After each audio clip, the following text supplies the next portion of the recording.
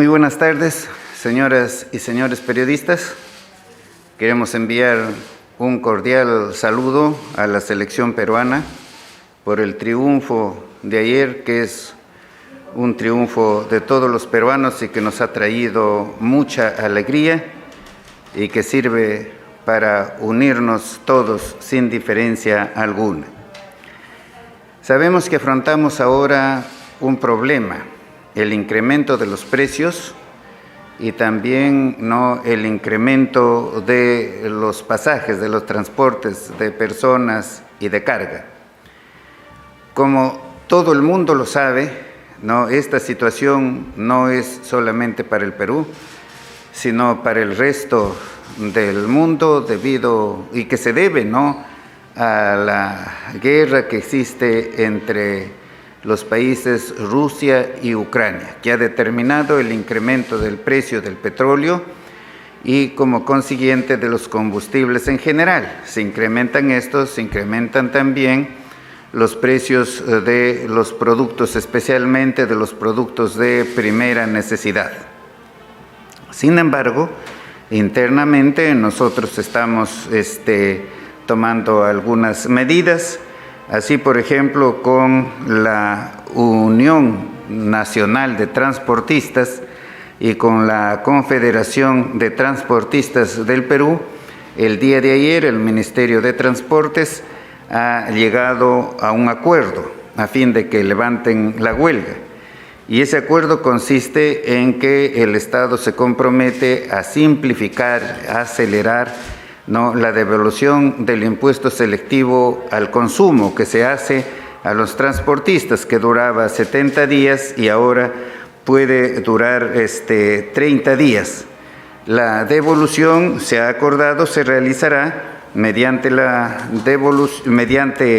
modalidad de depósito en una cuenta bancaria.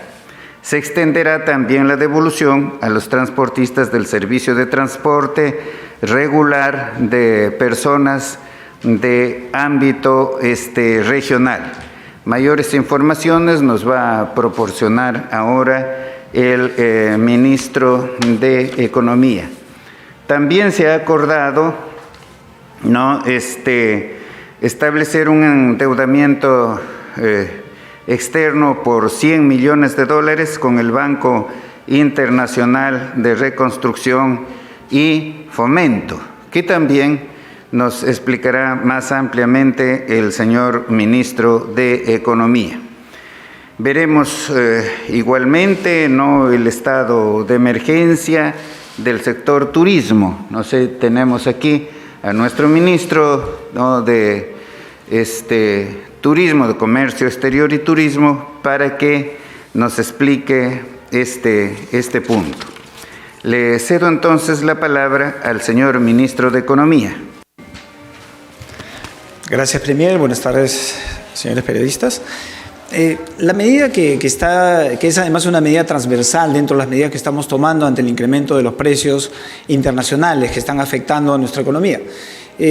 Hay medidas transversales como lo que se menciona de la inclusión de combustibles, que son los más usados por los sectores de menores ingresos, y el transporte de carga y de pasajeros. En ese sentido, como parte de los acuerdos que hemos llegado y como una medida transversal para, obviamente, mitigar el impacto del aumento de los combustibles a nivel internacional que termina impactando en nuestra economía, estamos incluyendo, como ya se mencionó esta semana, al Fondo de Estabilización de Precios de Combustibles, las gasolinas de 84, las gasolinas de 90, el diésel. Además, estamos tomando una medida en relación al bono del gas, que va a pasar de 20 a 25 soles, con lo cual va a beneficiar a más de 800.000 familias y además comedores populares.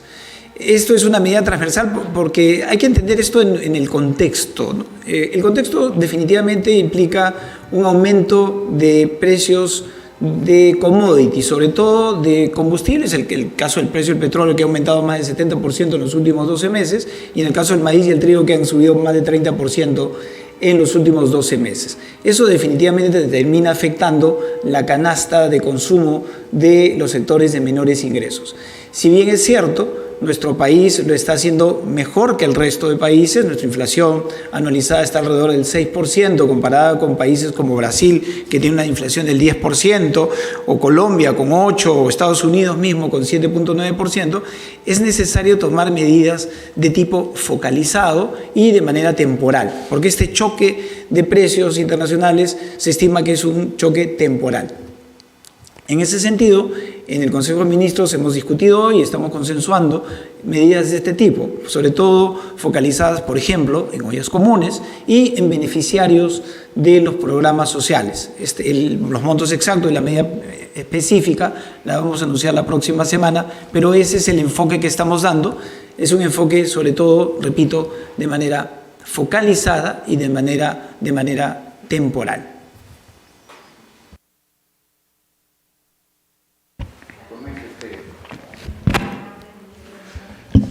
Gracias, Premier. Buenas tardes.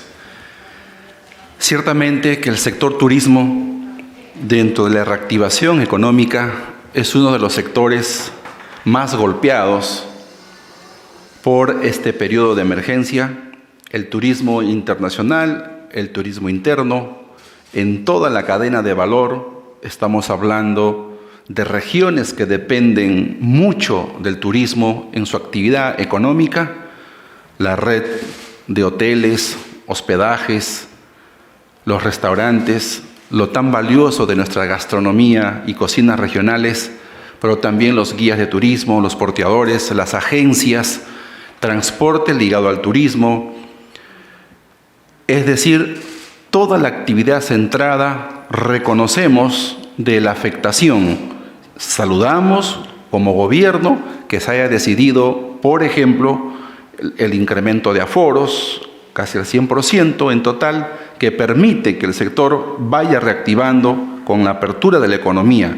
Eso significa no solamente el sector vinculado al turismo, sino visto como gobierno, mejorar los temas importantes en los aeropuertos, mejorar conectividad, son desafíos que tiene el sector. Por eso, hoy la Presidencia del Consejo de Ministros ha decidido una medida muy importante respecto a la ampliación del plazo hasta septiembre para poder adjudicar, presentarse al FAE-MIPE, que es un instrumento de financiamiento de un tope de 400 millones de soles para el sector microempresarial y la pequeña empresa vinculada al sector turismo.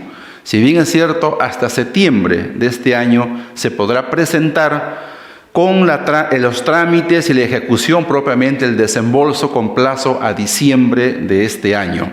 Esa medida es una medida muy valiosa, además dentro de el próximo lanzamiento la siguiente semana de la nueva Estrategia Nacional de Reactivación del Sector Turismo en esta época.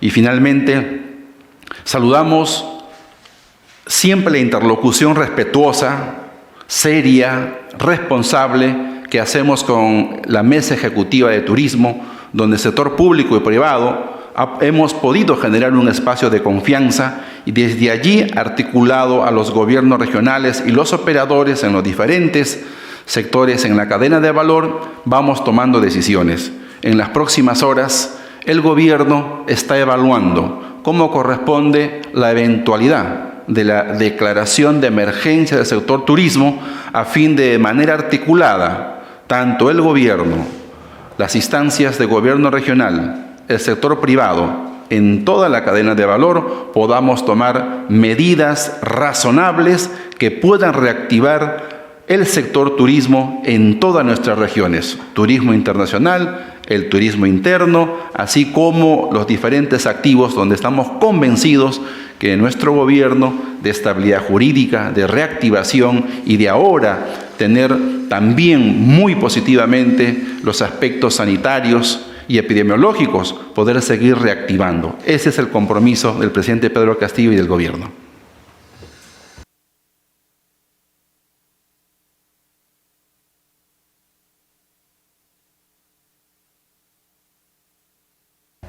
Señor Premier, señores ministros, señores de la prensa, continuamos con la campaña de vacunación. Ya hemos Estamos avanzando en esto. En la primera dosis hemos logrado un 87.33%, en la segunda dosis un 79%, en la tercera dosis un 43.26%. Este fin de semana se ha hecho una campaña bastante agresiva, hemos tenido 36 horas de vacunación.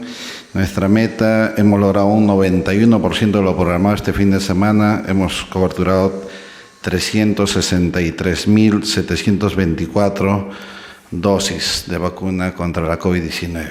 Pero quisiera también anunciar algo, creo que tenemos noticias buenas. San Juan del Lurigancho tendrá un nuevo y moderno hospital. Luego de más de 5 años de espera y gracias al trabajo conjunto de las autoridades del gobierno central, local y la sociedad civil, el nuevo hospital será una realidad. En cumplimiento a lo dispuesto por el presidente de la República, Pedro Castillo Terrones, el Ministerio de Salud, a través del Programa Nacional de Inversiones en Salud, otorgó la viabilidad de este importante proyecto que beneficiará a más de 1 millón de personas de San Juan del Lurigancho y la zona este de Lima. El nuevo hospital de San Juan del Lurigancho contará con una infraestructura moderna y segura. Se construirá sobre un terreno de más de 35.000 metros cuadrados con una inversión de alrededor de 620 millones de soles. El proyecto contempla la instalación de 280 camas de hospitalización y aproximadamente 70 consultorios, así como servicios médicos de mediana y alta complejidad, como unidad de cuidados intensivos, cuidados intermedios, salas de operaciones, salas de rayos X, ecografía, mamografía, tomografía, densitometría ósea, resonancia magnética, banco de sangre, hemodiálisis, quimioterapia y otros servicios con un equipamiento de punta. Para el sector salud es una prioridad que el proyecto avance y pronto podamos tener el expediente técnico e iniciar la obra. Confiamos en que todos los involucrados sigamos impulsando de manera conjunta el proyecto para cumplir con los acuerdos y lograr los objetivos finales y poner este nuevo hospital al servicio de la ciudadanía. Ya tenemos la venia también del Ministerio de Economía y Finanzas para poder elaborar el expediente técnico y empezar la obra de NAS. Muchas gracias.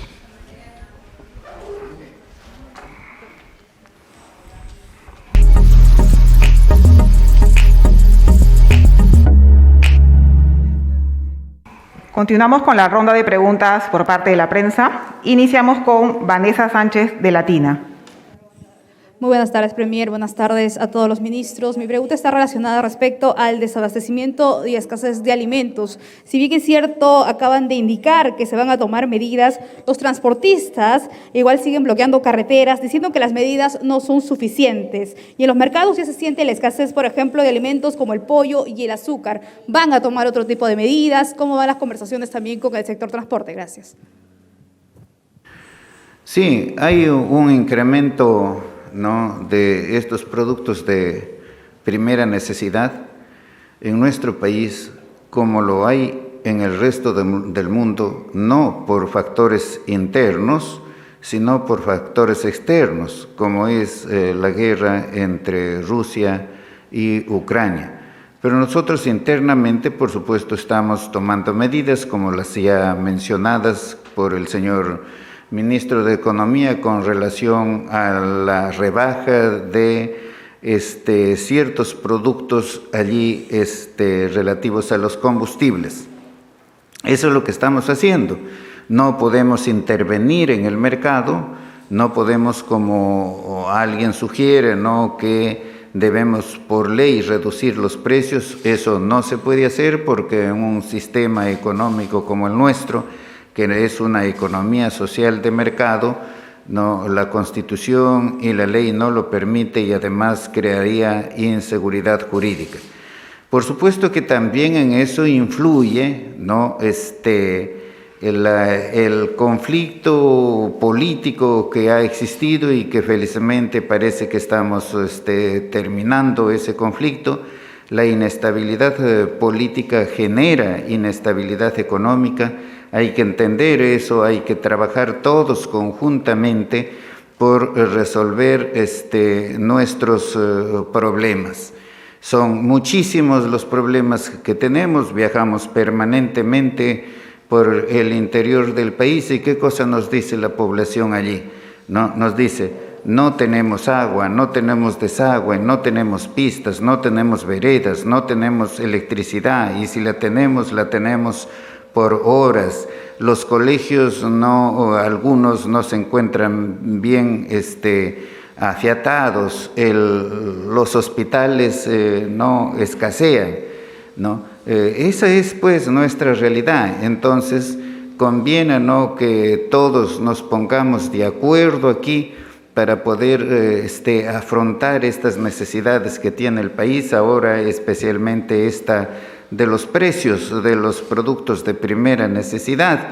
No, si bien es cierto, sube los precios de algunos productos, pero a su vez baja de otros. Por ejemplo, sube el precio del pollo, pero baja el precio del pescado, ¿no? Especialmente en este momento, fíjense ustedes, del jurel.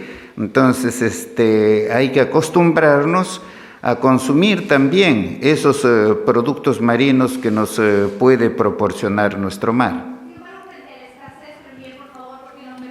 Frente a la escasez, por favor, Premier, porque en los mercados ya no hay pollo, incluso hay desabastecimiento de azúcar. ¿Qué medidas se va a hacer? ¿Qué es lo que se va a hacer?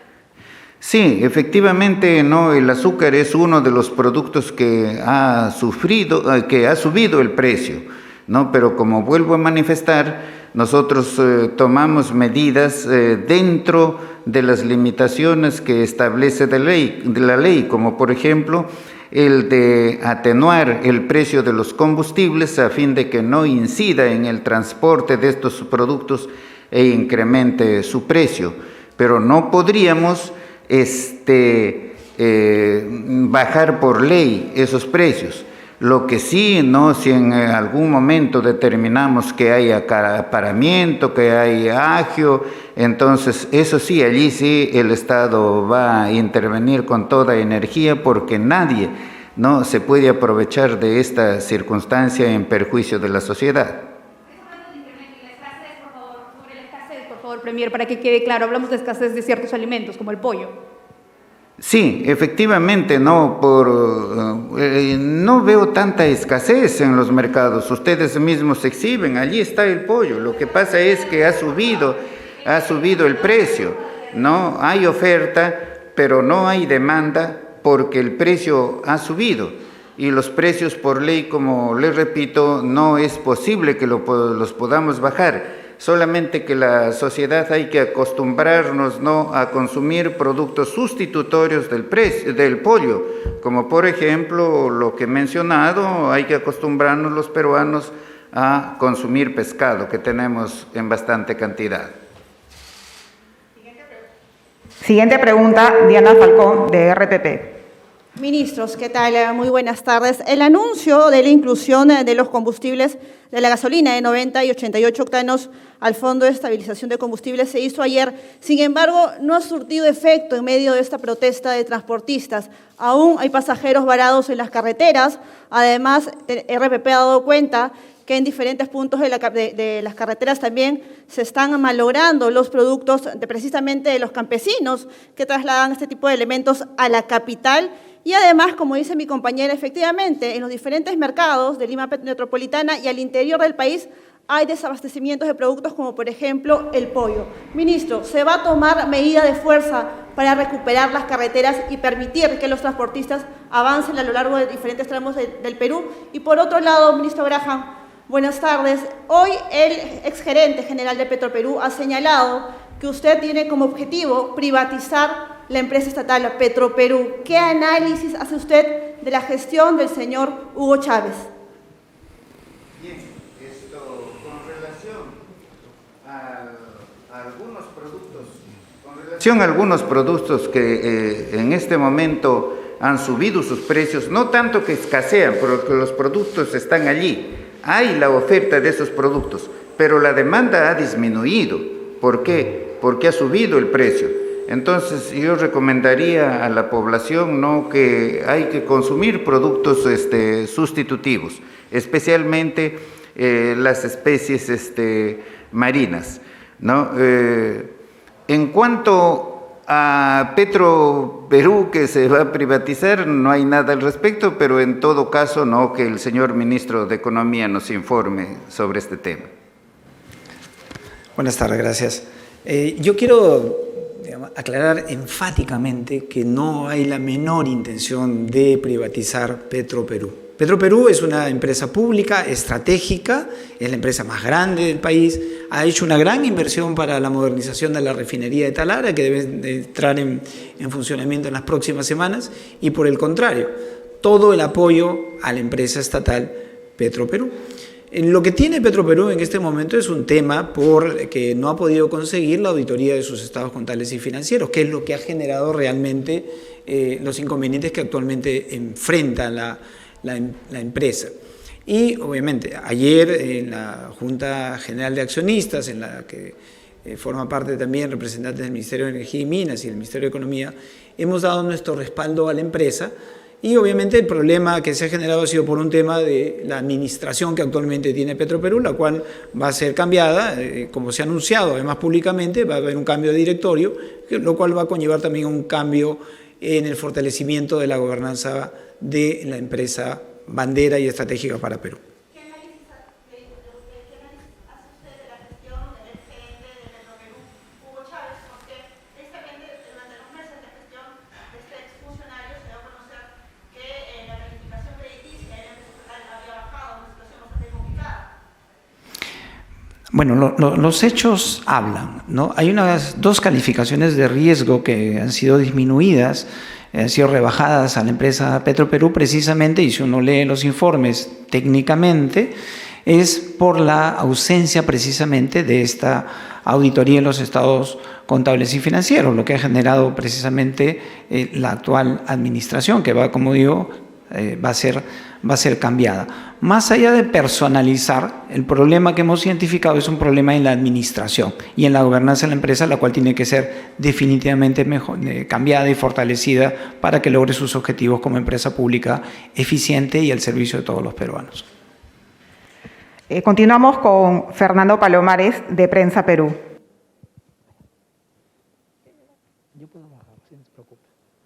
Señor Premier, muy buenas tardes, señores ministros. Mi pregunta va al sector de Mincetur, al ministro Roberto Sánchez. Usted acaba de anunciar que próximamente, en algunos días, se va a señalar las nuevas estrategias para el sector turismo, para la reactivación, pero al mismo tiempo también ha señalado usted que se va a declarar en emergencia el sector turismo. Esta declaratoria de emergencia del sector turismo contempla eficazmente ya una reactivación de dicho sector y, en todo caso, ¿a dónde apunta, sobre todo en las cadenas de valor aquí en el turismo interno? ¿Y qué avances usted podría compartir ya sobre esta declaratoria de emergencia, señor ministro? Gracias por la pregunta. Ciertamente que en los 8 meses, cercanos 8 meses de gobierno, han sido diferentes medidas las que se han venido tomando, ¿no? Evidentemente, hasta diciembre del año anterior y ya de años atrás, en trabajo conjunto entre gobierno y las instancias del sector, por ejemplo, solo se habían priorizado alrededor de 500 destinos turísticos en el país. Tener destinos turísticos a lo largo y ancho del país significa inventariar, registrar, poner en valor un conjunto de predios que podrían ser paisajísticos, recursos naturales, quizás también turísticos, atractivos de playa, etc.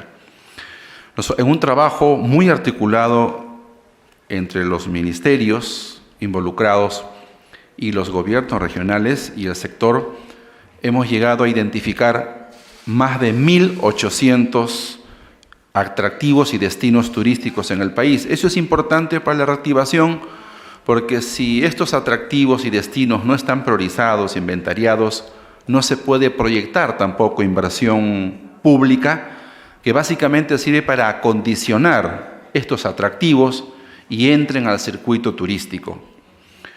El gobierno ha destinado casi un incremento del 100% para inversión en Plan Copesco, que es la ejecutora de inversiones.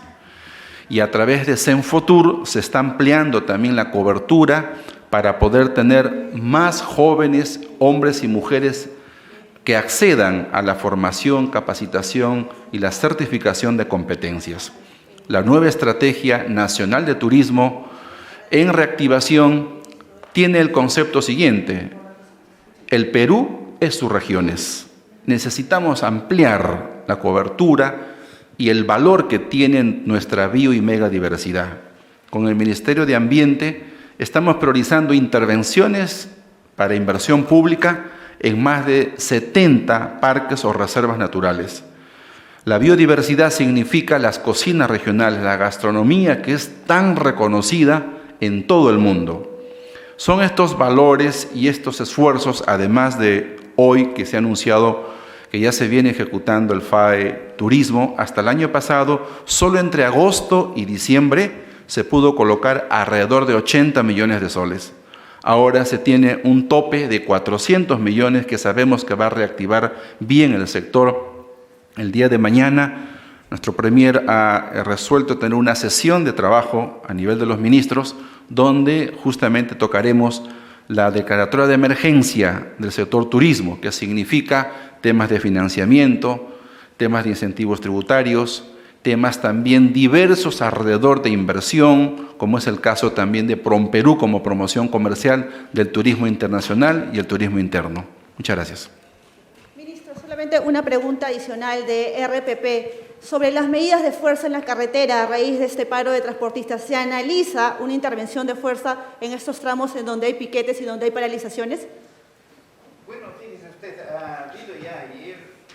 ayer ya se ha realizado una reunión y se ha llegado a un acuerdo con la Unión Nacional de Transportistas y también con la Federación de Transportistas del Perú, los cuales se comprometieron a levantar la huelga, a no tomar las pistas, pero hay grupos pequeños de personas un tanto intransigentes, ¿no?, que continúan con esta medida.